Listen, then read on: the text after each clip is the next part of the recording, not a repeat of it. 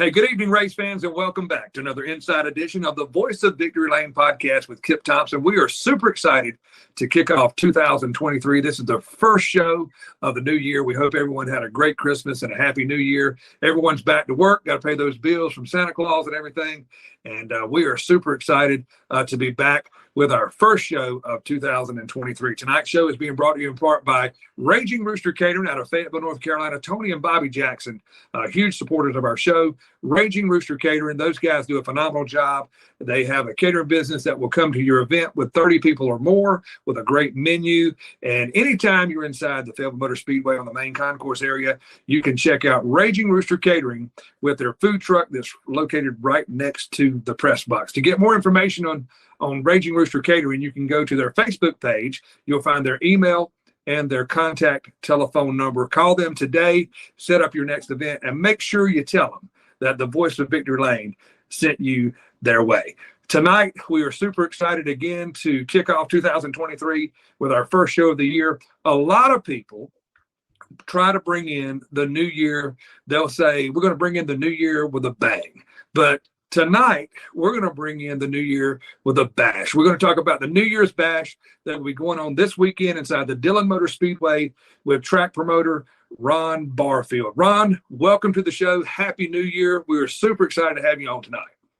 Hey, I appreciate you having me. I tell you what, it always works out good to start a race off on the first weekend in January, and everybody's got their eyes on Dillon Motor Speedway this weekend. And like you said, if you hadn't never been, it is definitely a bash.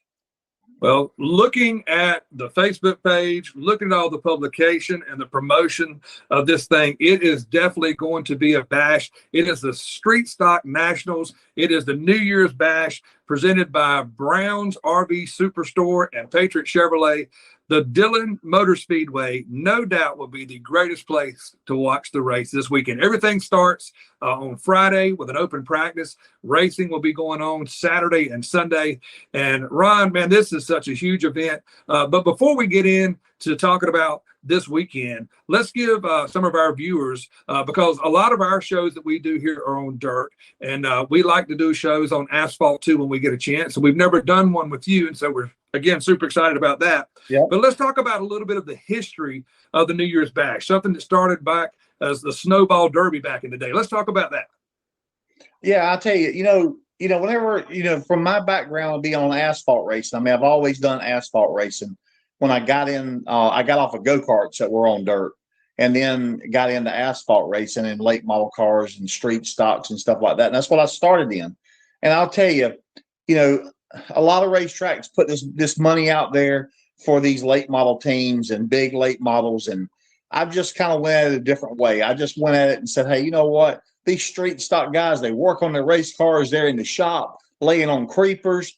They fire them up. They get in the hauler. They load them themselves. They get in the truck. Most of them drive their cars to the racetrack, and they're working on it. So I wanted to put a race together to where it showed the weekend warriors a big race. Got TV time a couple years ago, and I'm telling you, it just made it to where it showcased those weekend warriors, those street stock racers, 4-cylinder racers. It just got them a ton of time, and that's me. That's how I come up. So I got a big place in my heart for those type racers, instead of a guy that's driving a race car that don't even have a clue how to change a spark plug. I understand. And I tell you, man, I will tell you, you probably don't even remember this because, well, you remember this event, I know for sure, because you and I actually had not met at this time. But last year, I happened to be at Dillon Motor Speedway. On my way to Dillon, I was super excited, never been to the racetrack before. And, man, the sun was out. It was beautiful. And as the closer I got to the racetrack, man, it started raining. And it started pouring down rain right about the time that I got to Dillon. Well, everybody's standing around and everybody's looking, and they're thinking to themselves, I don't know when old Barfield's going to call the race off. I was like, man, just give it a few minutes, man. Give it a few minutes. Well, I heard you say, you came on the loudspeaker. You said all drivers come down to the pit area in front of the flag stand. And I thought, well, I'm standing right there in the pits. I must, hear what the guy's got to say. And I remember you coming over and you talked about knowing barometric pressure and stuff, because obviously I guess you have some experience with airplanes and looking at meteorology and stuff like that. And I remember you telling the guys that, hey, guys, I know that, racing fuel, diesel fuel, regular gasoline prices have gone up. Cost to operate race cars has gone up this year. This was in 2022, what I'm talking about. And I remember you saying, hey, listen, you guys are here. We want to race, but it's going to take every one of us. I want everybody 3 and 4 wide. Let's slow roll around the racetrack. Let's dry this thing up. You were hell bent and determined to get that race in. And I was telling Tony Bolin the other day, I said, that's one thing that I remember the first time I ever knew who Ron Barfield was. I knew that he was a racer's promoter. Not only is he a promoter, he's a racer himself, because you were putting it out on the line, you showed appreciation. And, I look at sometimes race promoters, guys who run racetracks, are a lot like a coach, like coaching a basketball team or a baseball team. Those that are successful, they love the kids a little bit more than they love the game. And I could tell I grew a great appreciation for you when you start talking about the blue collar race car drivers and having a heart for these guys who work so hard. That's one thing that I remember. And I appreciate that about you. And that was a real cool event. Your impression that night, that first one, was a real good one when I saw you at Dillon. Well, I appreciate that. I mean, you know what? I'm just, what it was I grew up with 2 great parents. That my parents, they did not go on vacations. We did not. My dad owned his own business at the time, and every extra money that he got put in our racing program. And it was me and my mom and my dad, and we went traveling all over the place. And we done it because we loved it. It was because we were a family. That's what kind of family vacations we went on. We went on vacations. We went to the racetracks on Saturday night. I mean, and when I was racing go-karts, we went out of state racing go-karts. And I'm telling you what, I did it as a family. And that's why I say, I've been very fortunate. I own a racetrack. I love the racetrack. You know what? Thank God the racetrack is not my financial bearing, if you know what I'm saying. I'm in the real estate. I do a lot of real estate and stuff like that. But the thing about it is that racetrack, whenever I was there in that driver's meeting that you were talking about, we were all there that night. Everybody that was in there, whether it's the racers, whether it was me, my dad, my mom in the ticket office, we were there because that's where we wanted to be. I mean, it wasn't because of, I knew that night that I was going to probably lose piles of money that night because there wasn't going to be nobody in the grandstands. Like most promoters would go in there and say, golly, you know what? Nobody's going to come in the stands. It rained at the wrong time. Let's just cut our losses and go on down the road, come back another weekend.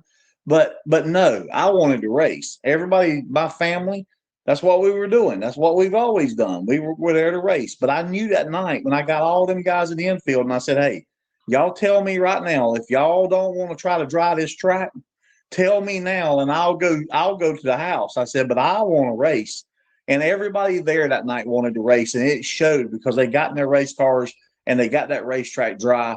And I'm telling you, that's what I mean. Those were the guys that were there that want to race. They want to be there. They're working on their own race cars.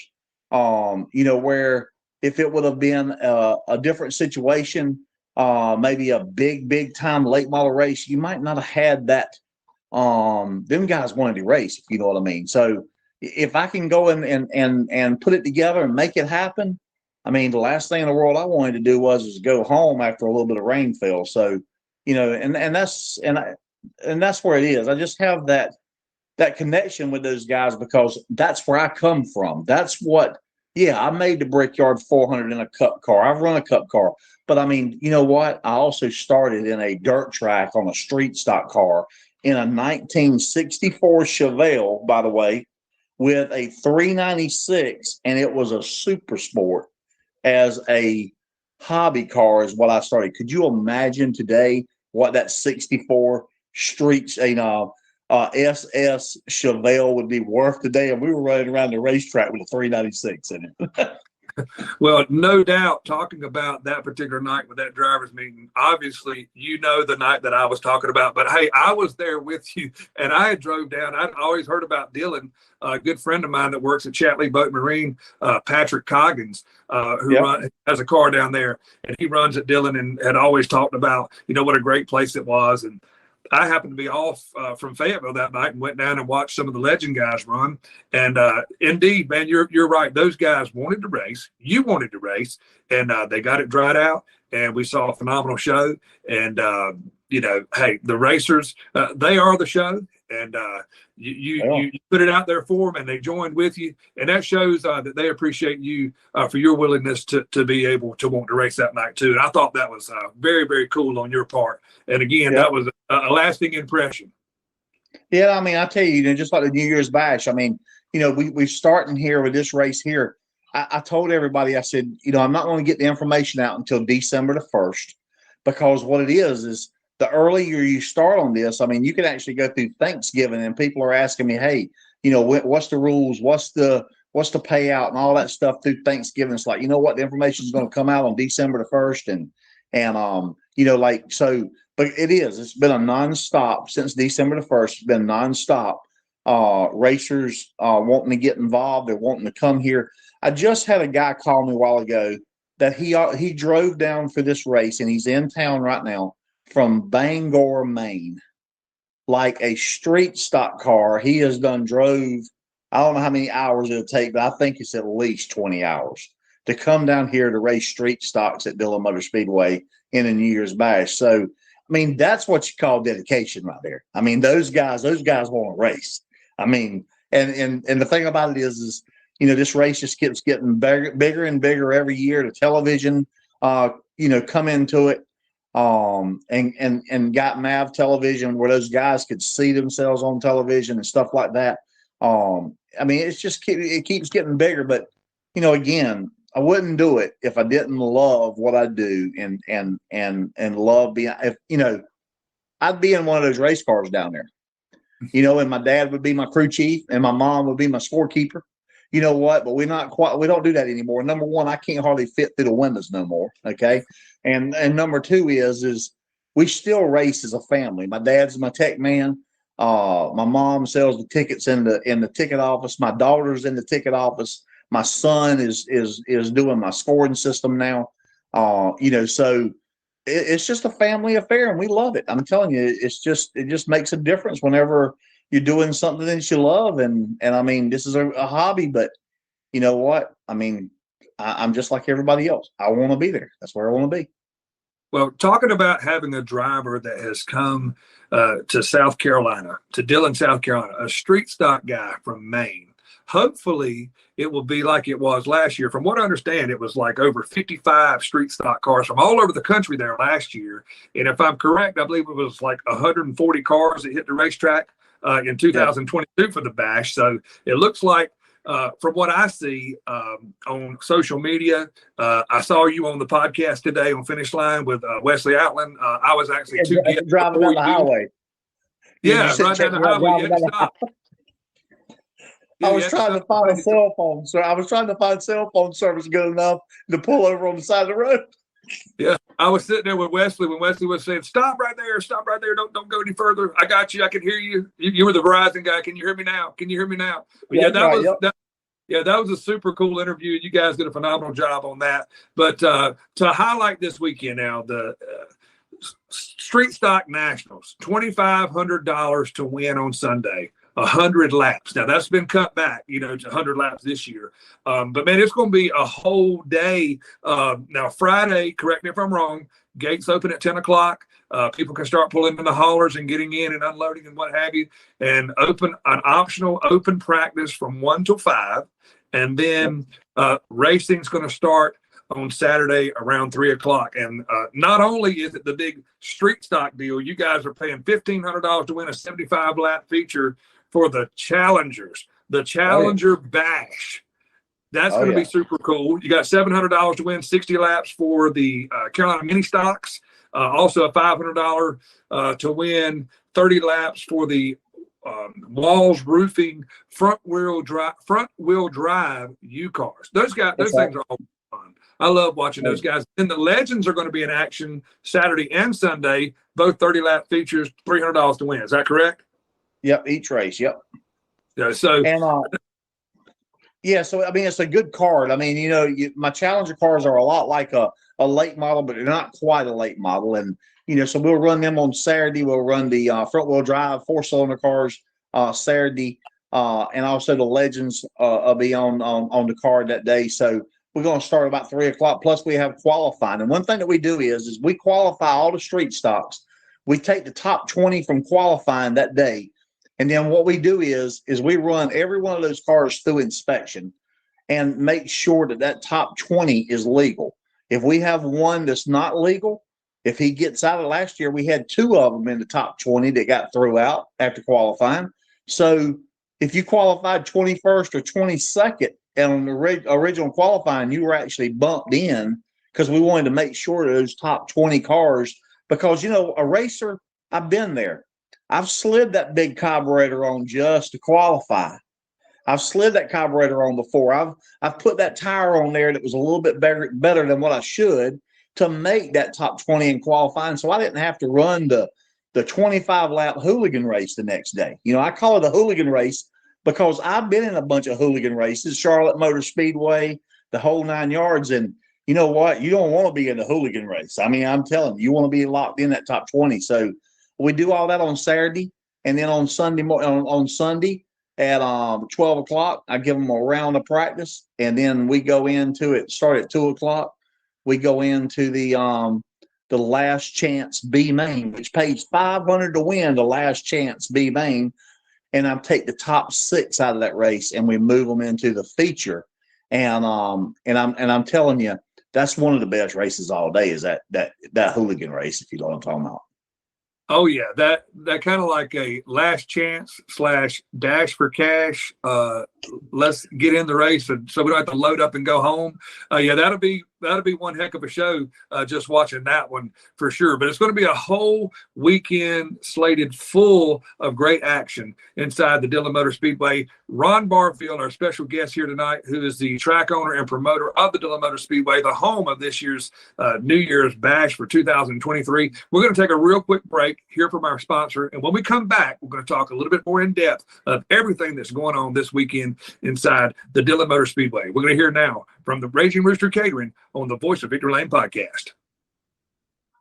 Tonight's show is being sponsored by Raging Rooster Catering out of Fayetteville, North Carolina. We cater any event, big or small, weddings, holiday events, and festivals. Call us today, 910-237-4565. Follow us on Facebook at Raging Rooster Catering. We invite you to come get you some.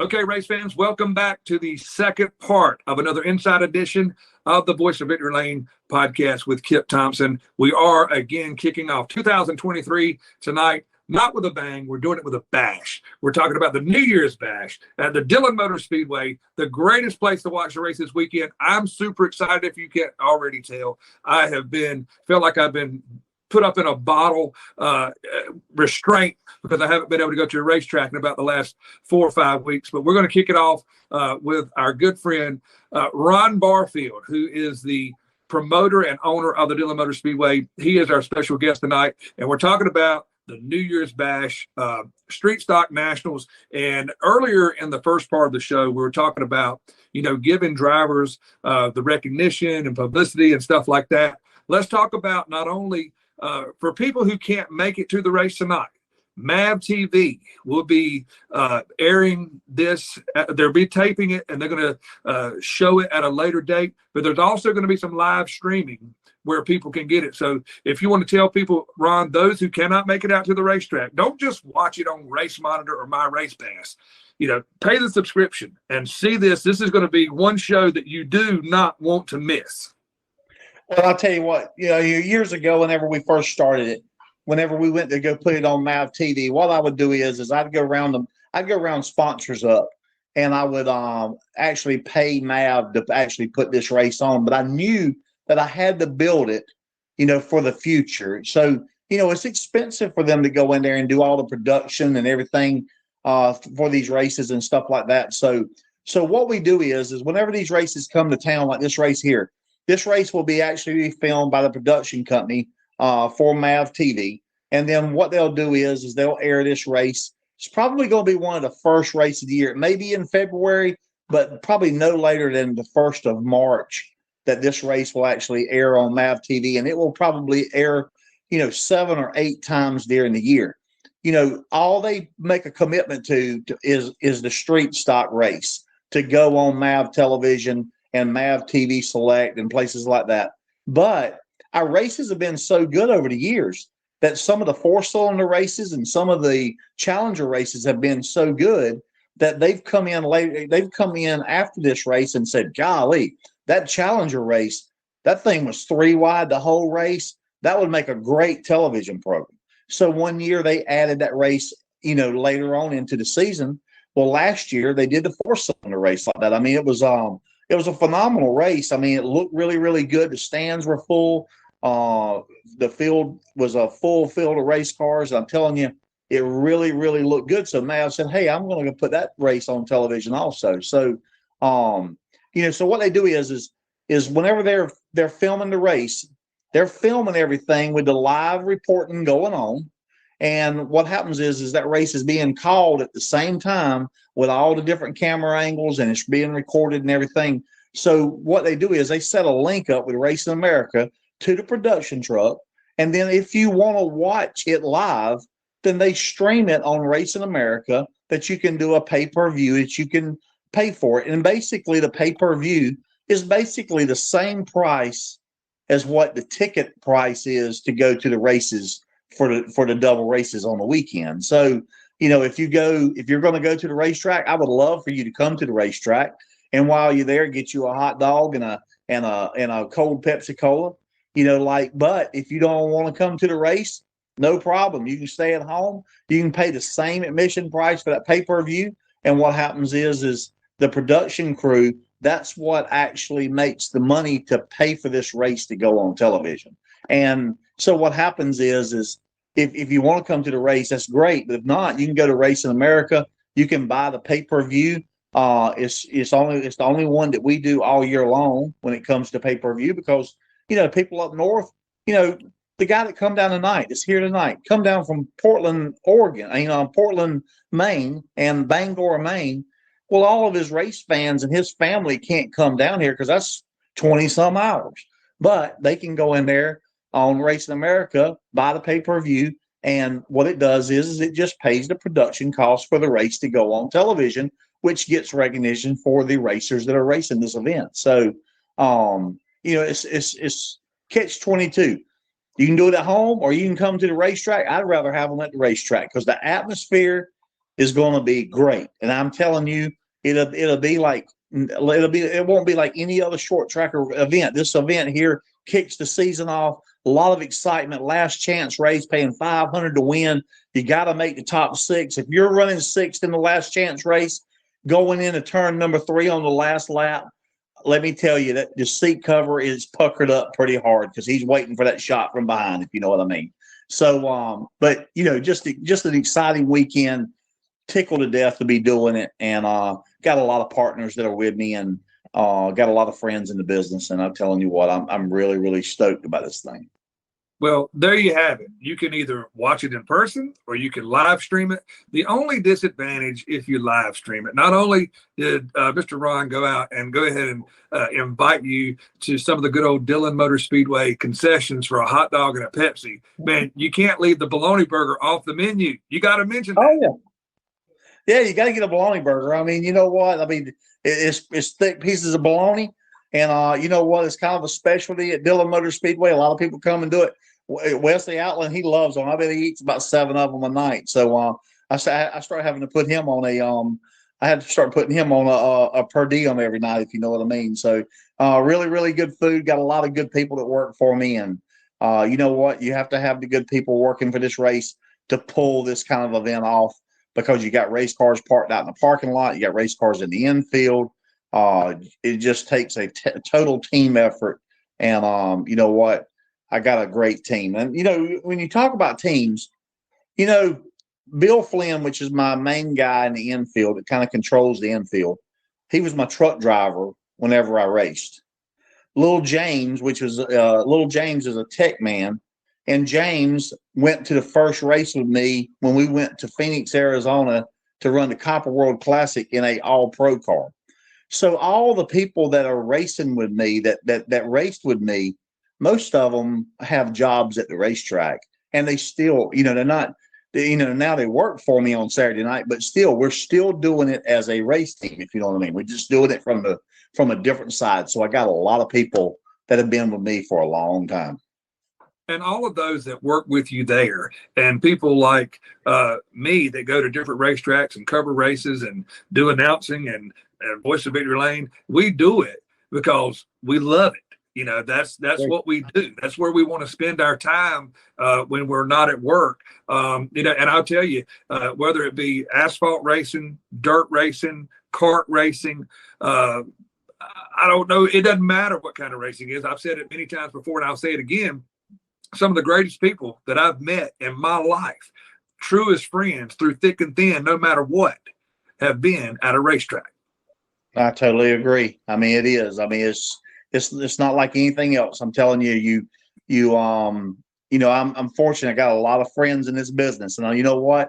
Most of them are racers. Most of them are people that have been racing that I raced against, and just met some wonderful people. I've traveled the world. I've been to Japan. I've raced in Japan. I went to Germany racing. I went to South Africa racing. I went to England racing. And you know what? None of it would have been possible, without friendships down the road. And I'm telling you what, I really, really value it. And, just try to make it go into my racetrack on Saturday night, make everybody feel like they're appreciated, because I know everybody wants to be there. Definitely nothing like those friendships that will last a lifetime. And I'm thankful that our paths crossed, that I was able to meet you at the Dillon Motor Speedway this past year in 2022. And proud to call you my friend and be in the racing world with you. And I look forward to spending more time with you maybe this summer as time allows to shoot down to the Dillon Motor Speedway. Let's hit on another thing here real quick before we close out. I was reading on, you got kind of a special deal for the guys. I think it's with the street stocks for some good scuff tires. Talk about the little deal you got with the F50 tires that you got going on, like $40. I mean, what a deal. Yeah, $20. Yeah, so what I do is one thing that really makes this go. I mean, a lot of my guys, a lot of our racers, if I had brand new tires, it'd be tough for people to come and run. I mean, new tires has gone to $700 a set, $800 a set. New tires have gone. So I go around a lot of the shops and the teams and the big teams and pick up scuff tires. And I wind up, what I do is I put them in grade. I take the best ones and I use for my race tires. And I mean, still, I'm selling them for $40 for a race tire mounted on their wheels. Okay. $160 they can come in for a set of tires, and they can run for $2,500 to win. But also, what I do is I take all the best tires to make equal sets, and they bingo roll them and get a set of tires. Well, some tires that I got, they might be a little wore on one side or whatever, and they're not what I would think that everybody needs to be racing on. They can flip them around or whatever. So anyway, I have fresh tires, and I told everybody, if you need some practice tires, $20, come and get them, put them on your car, and then that keeps them from having to buy a new set of tires to come down here just to practice on.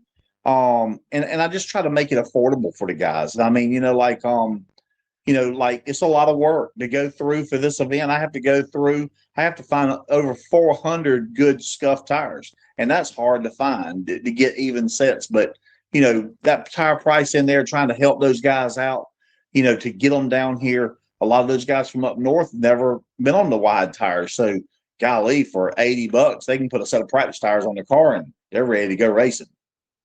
Well, that is an awesome deal. And it's really great that you have a system set up like that, something for a huge weekend like this going on. Not only is it a huge race paying big money, you got a lot of cars there, you're going to have a big, huge crowd there, but absolutely doing every single thing that you can do as a promoter to make it affordable to get that car count up. And that's exactly what a lot of other racetracks need to do, is figure out ways to make it affordable when you can't figure out a way how to get your car count up. You understand what I'm saying? Yep. And I mean, don't get me wrong. Racing's tough right now. And on weekly Saturday nights, you know what? We have growing pains just like all these other racetracks do. And you know what? It's just a sign of the times right now. But you know what? We don't get to race every week. We backed up to where we race every other week. So, to make it to where the guys can afford to go run it. And, plus that gives me a little bit of time that I can spend with my kids on the off weekends. But, we definitely got to get you down here and get you to announce them one night. I'd love for you to come down and be a guest announcer down here for us. And because I know you know how to do some asphalt color. I know you do a lot of dirt color. Oh man, we could work that out. I'll go sit beside Wesley Outland. He teaches me the ropes. So Wesley and I have had a lot of fun at dirt tracks together, and I'll probably pop up in the booth and speak to him this weekend, and we may do a little bit of something together, because the legend cars are going to be there, and those are one of my favorites. I love the legend cars on asphalt. I love them on dirt. A lot of those guys will come and do a little bit of stuff on dirt, I guess, to try to teach themselves like car control. But they are on asphalt, and there's a lot of good competition, man, in the legend cars. We run probably 35, 40 every time we run at Fayetteville. We've got so many of them that we choose not to send them all home. If you can't run 40 at one time, but we'll separate A feature and a B feature. There are two features. It's not like an A main and a B main, but we'll do two features. So, and you have so many people. What we implemented at Fayetteville is everybody does like hot lap qualifying and stuff like that. Well, we would just let those guys get out there and heat race because you got so many young drivers that don't have a lot of seat time. Put them in a heat race, and it gives them racing experience. There's a difference in running out there with cars side by side than just out there running by yourself. So, but I know the Legends have put on a great show there. This is going to be an awesome weekend inside the Dillon Motor Speedway. And any closing words, any closing thoughts that you want to give? One more big shout out to anybody, or do a special invite, Ron Barfield style. I tell you what, if you love racing, Dillon Motor Speedway is the place to be. You're not going to find more of an owner of a racetrack that wants to be there. Come on out, support these guys. Television cameras are going to be rolling, and some great racing going on. So come on out to Dillon Motor Speedway, and heck, we don't know. We might put you up there calling the race while you're there. You don't never know. Well, I might just take you up on it. I'm a man of few words. You might have just talked me into that. Ron Barfield, tonight's special guest on the Voice of Victory Lane podcast, owner and promoter of the Dillon Motor Speedway. This Friday, Saturday, and Sunday, it is the first race of the year, the New Year's Bash. It's the race that everybody's talking about, the Street Stock Nationals, $2,500 up to win. Sunday is going to be a big show, 100 laps for the $2,500 up for grabs, but also the B main for those guys who got to make it into the show. The hooligan race, as Ron Barfield calls it, it will be something that you do not want to miss. I'm going to be down there. I know I'm going to go Saturday, and who knows, I may wiggle my way back down there on Sunday too, just to see the hooligan race, as you called it, because I know it's going to be super exciting. Again, Dillon Motor Speedway will be the greatest place to watch the race this weekend. Ron Barfield, thank you so much, man, for taking time to be on the podcast. I wish you the best of luck this weekend with your New Year's Bash, your first race of 2023, and the entire 2023 season. The Voice of Victory Lane podcast is behind you guys, pulling for you, and hope you guys have an awesome season. Well, I appreciate it. And just remember, they call it the Bash for a reason. They got that name. So come on down. Love to have you. And I appreciate all y'all do for the racing. Okay. Thank y'all. All right, guys, that's Ron Barfield. I'm Kip Thompson, Voice of Victory Lane podcast. Be sure to go to YouTube, give us a like, share, and subscribe to our page. Follow us on Facebook at the Voice of Victory Lane podcast. Tonight's show is being brought to you in part by Raging Rooster Catering.